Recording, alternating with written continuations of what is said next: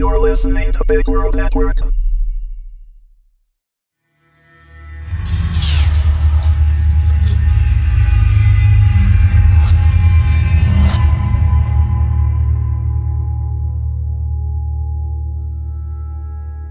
Subprimeval, Season 2, Episode 5, Kentucky Bluegrass, Part 3.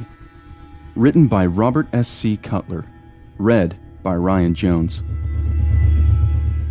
Warning: although there is no material subject matter within that couldn't be found in any general bookstore with no age constraint, this series is rated 18 and contains adult situations and content.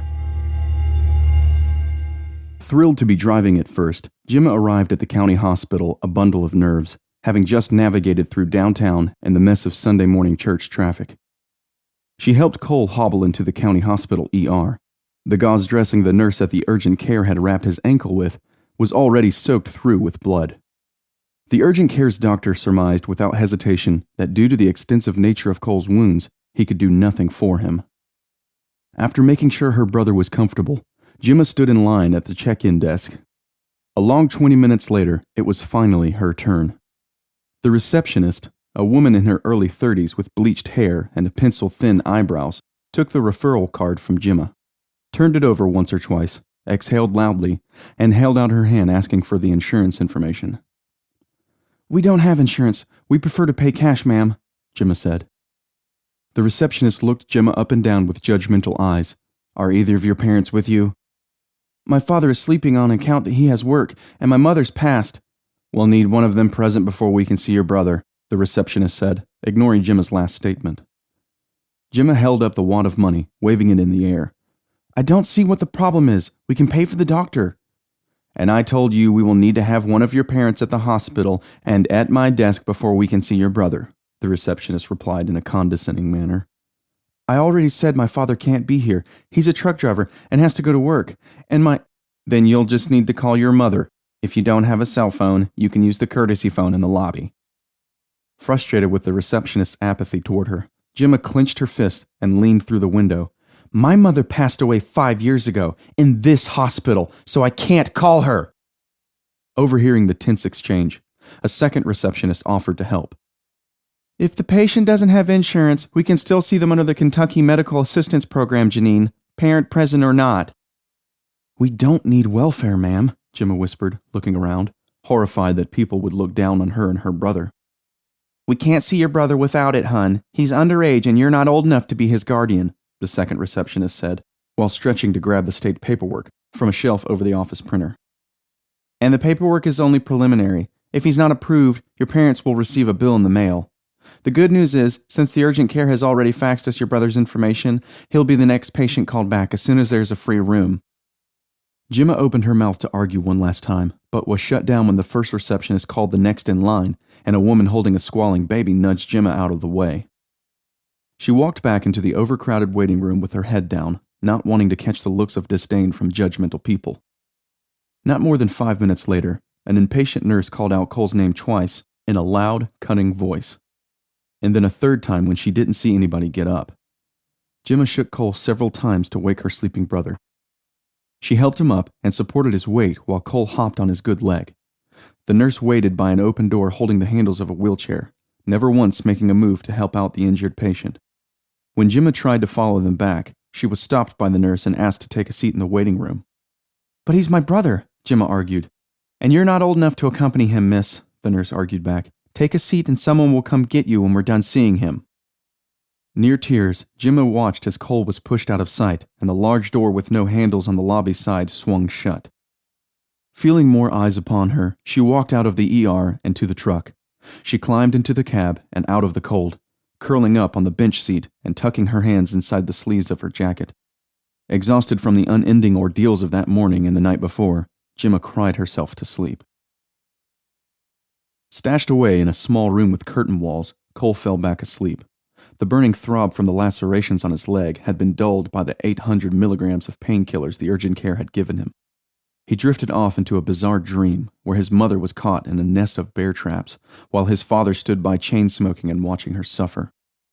Cole was abruptly awoken when the attending ER doctor yelled for one of the nurses to run and find Dr. Griffith. Or was it Dr. Fishhead? Cole was having a difficult time comprehending just what was going on. His body was hot, and disembodied voices were echoing all around him. He no longer could move his injured leg, let alone feel it. Nausea stirred deep within his stomach. The breakfast Jimma had so lovingly made him that morning felt as if it was up in his throat. "We're going to lose him! Where's the goddamn crash cart?" the doctor yelled. Cole's vision was a blur of blue and white uniforms, while the hospital staff rushed to save his life. An older man with gray squared-off sideburns walked into the room with cool indifference. He examined the lacerations on Cole's swollen leg and the fingers of hot red infection stretching past his knee and all the way to his chest. "Hurry up with that thing! We need to keep this one alive!" The older man snapped at a nurse, inserting an IV into Cole's hand. He lifted up the boy's leg, further inspecting the festering wounds, and then removed his smartphone from a clip on his belt. With the grace of a gentleman at a cocktail party, he gave a joyous greeting to the person on the other line, announcing he had a fresh one. "Dr. Dave Griffith in Kentucky," the older man said. "Yes, that would be Region 4. Will Agent Riley be handling this in person?" "Great! Tell him to bring his clubs. It's supposed to be in the mid-60s here this afternoon." Jimma woke up when a late-model Buick missing part of its muffler rumbled by the truck. The temperature had increased outside, making the interior of the old pickup warm and stuffy. Stiff from sleeping in an awkward position, Jimma stretched out her arms, hitting the overflowing ashtray with her hand, knocking cigarette butts and ash all over herself and the floor. After wiping the sleep from her eyes, she stretched again, this time being careful not to hit anything. Not sure how long she had been asleep, she hurried out of the truck and across the parking lot, with visions of Cole waiting by himself in the lobby of the crowded ER. Checking the time on the clock just inside of the double-glass doors, Jimma discovered she had been asleep for nearly 2 hours. Not seeing Cole, she wandered into the waiting room and took a seat facing the lobby, far away from the baby that was still squalling and an elderly woman that was coughing and gagging. As Jimma thumbed through a fashion magazine dating back to last summer, she noticed a pair of Kentucky State troopers dressed in starched black and gray uniforms walk into the lobby and up to the receptionist desk. One of the troopers turned his head and scanned the nearly overflowing waiting room. Jimma overheard them asking who had dropped off the patient by the name of Cole Decker. They needed to question them concerning the boy's injuries. Hearing her brother's name, Jimma's heart felt as if it skipped a beat. Having been taught never to trust the law, she got up and made her way to the lobby, slipping past the troopers. She walked as fast as she could without drawing attention to herself, and got into the truck. As Jimma drove out of the parking lot and headed home, she apologized out loud to Cole for leaving him in the hospital and cursed her father for not being there. Jimma drove the entire way home looking out for police cruisers in her rearview mirror. She had such a tight grip on the steering wheel that her hands ached. Once out of town, she relaxed and picked up speed. After the countless times her father had let her drive, she knew every twist and turn of the narrow backroads by heart. When she drove up to the house, the white dually and horse trailer took her by surprise. She knew it was too soon for her father to be awake, and Zach had told her and Cole that their Uncle Roy had agreed to wait to do anything with the strange creature until he came back from Louisville. Jimma knew something wasn't right and figured her uncle was up to no good. Kicking up rocks and dirt, the truck skipped to a stop. Jimma jumped out of the cab and into the house, hoping to find her father's bedroom door open. The downstairs was deserted and quiet, with the exception of a cartoon playing on the television, with the volume turned almost all the way down. Jimma and her brothers would watch this way when they didn't want to wake or disturb their father. "Where are you, Zach?" Jimma called out in a whisper. "You better not be in that barn!" She searched throughout the downstairs for her brother and then tiptoed to the front of the stairs. Looking up at her father's closed bedroom door, she listened. His unmistakable snore was just barely louder than the TV. Now furious at her uncle and sick at heart for her father, Jimma ran out the front door and headed for the barn. Caught up in the moment, she had forgotten completely about Cole being stuck at the hospital. She stopped halfway and calmed herself down, knowing if she was going to save herself from the troopers, she would need Uncle Roy on her side. Pulling the money from her pocket, Jimma smoothed out the bills. Roy would be more than thrilled to have all of his money back into his greedy hands. Someone screamed from inside the barn. Jimma instantly recognized Zach's voice and ran. When she reached the side door, she heard the 3 men laughing and the thing that she had caught in the bear trap growling. "Zach!" Jimma called out her brother's name. "Zach!" Jimma called out her brother's name. Shut up, you two. The laughter tapered off. That you, Gemma? Roy called out. Gemma stepped out of the bright afternoon sun into the dark barn. Waiting for her eyes to adjust, she cautiously made her way across the floor, squinting in the three men's direction. Where's Zach, Uncle Roy? He's over here, darling. We're just having a little fun is all. Who's we? Asked Gemma. Look at you all grown up, Travis said. Just as pretty as your mama was at your age. Spitting image, I'd say, Lee agreed. With everything now in focus, Gemma spotted Zach lying unconscious on the floor and ran to him. Zach! He's fine, Roy laughed. Just got the bejesus scared out of him is all. He's trembling. What did you do to him? Taught the boy a lesson, Roy said as he dug out the used tobacco from his mouth. Shouldn't have been spying on us. What are you planning on my daddy? Asked Gemma. Are you and your friends going to sell this thing and take all the money? Family doesn't steal from family, Uncle Roy. You've got it all wrong, girl. I'm just trying to help your daddy out. Him not being smart with money and all. I was doing it for you kids as well. Y'all deserve better than to live in squalor like you do. Gemma was taken aback by the hurtful way her uncle was talking about her family. Our lives are just fine, thank you. We might not have all the comforts of the world like you and Papa Decker do, but at least we take care of our own. We gonna move this thing or not, Junior? Asked Travis. There's a good basketball game on this afternoon and I don't want to miss it. Roy took out some fresh tobacco and stuffed it into his mouth. He took a long look at his niece and nephew, shook his head, and let out a short laugh. Yeah, let's do this thing. Get the big doors, Lee, he said, throwing him a ring full of keys. I'll reposition the four-wheeler so we can push the trailer in. After fumbling with the padlock, Lee pushed the large doors open, flooding the dark barn with a rush of sunlight. When the light hit his face, Zach woke up screaming, making the three men jump and the creature growl.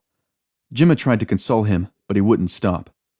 Worried Zach was going to wake up Nate, Roy lost his temper and started toward the kids with a growl and raised fist. What did you do to my brother? Gemma screamed at Roy. Nothing as bad as he's going to get if he doesn't shut the hell up. You touch him again and my daddy will beat you within an inch of your life. Roy stopped short of the kids and laughed maniacally. Your daddy's gonna beat me? Your daddy? Shit. That drunken fool can hardly stand up to take a piss without falling down. He can't even look after his own children. His own daughter's got to do it for him.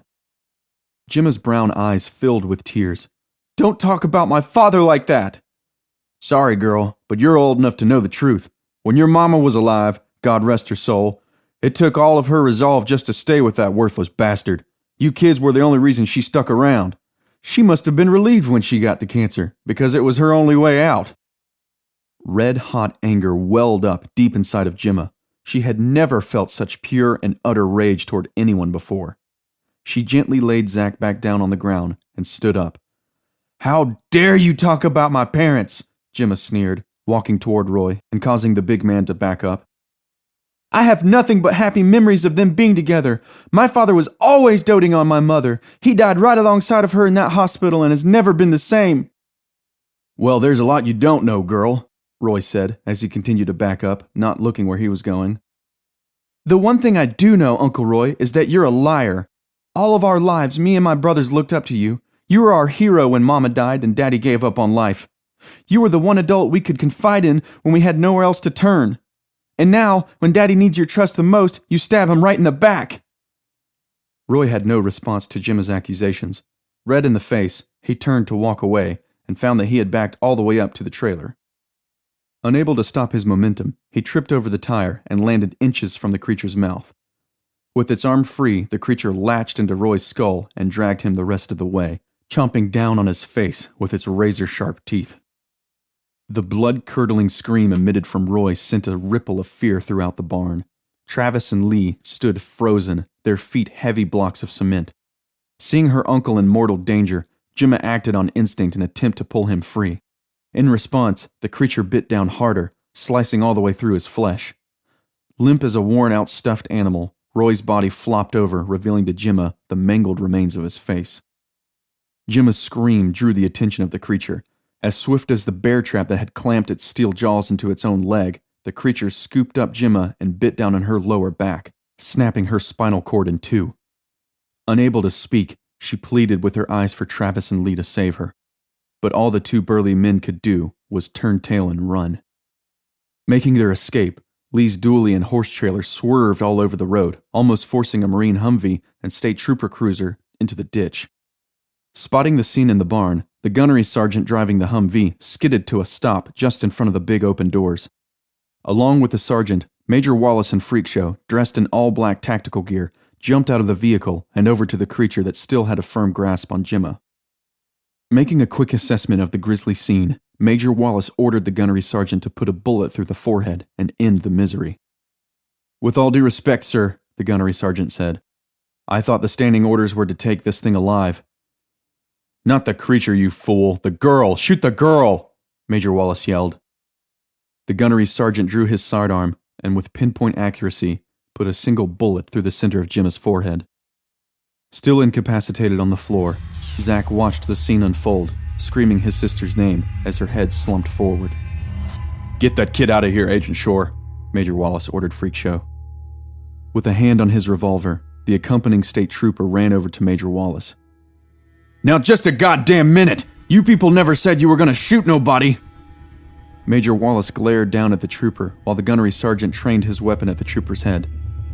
"Take this fine representative of Kentucky with you, Shore, and explain the facts of life to him." Wallace, with a victorious grin on his face, turned back toward the creature. "Call in a transport, Gunny. Let them know we have our first live specimen."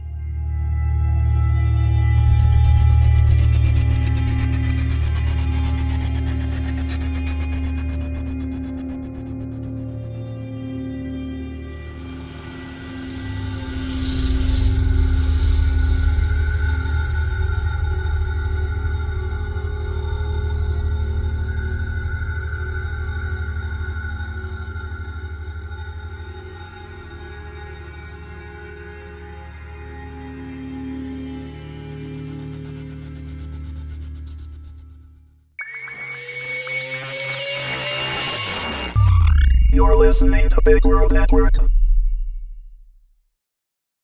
Music by Kevin MacLeod.